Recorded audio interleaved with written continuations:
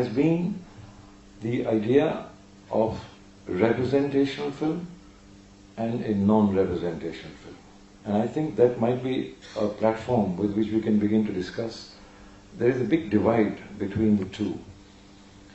When Bresson, in his book, The Notes on the Cinematographer, says that he has given up representation and taken up fragmentation, he actually means it. And this idea of representation is so deep in us, and I include myself, that I think I have traveled all over the world because of my profession. I have never seen a filmmaker who has achieved the quality Bresson achieved. I have never seen one. Because in the end, every film that is made outside of Bresson succumbs to the idea of representation.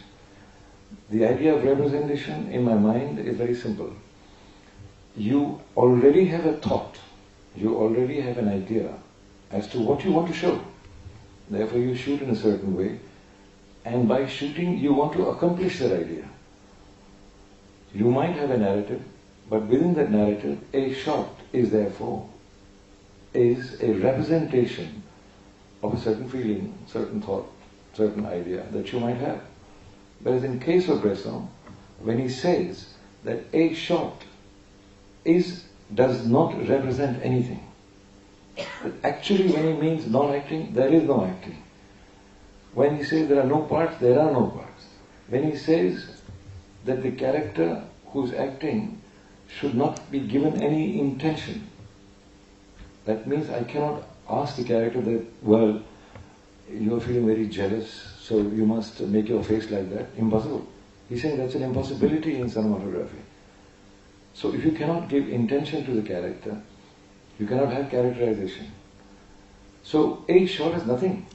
On the whole, of course, Bresson saw to it that when he made the film, the character of that film, the tones of that film, that he was very keen on certain kind of contrast, certain kind of diffusion.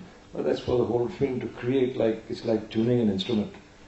Like the musicians tune their instrument, he would also tune the camera. And then, of course, when the question of filming starts, he never directed, because even he seriously said that the point is not in directing somebody, but to direct oneself.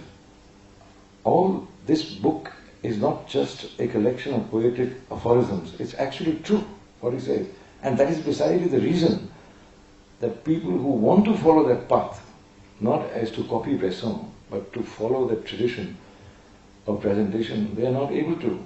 Because they make the actors act, they make the lighting which expresses something, they choose angles that are expressive, they in the end succumb to the idea of the visual and representation, which is of course a very old tradition for humanity.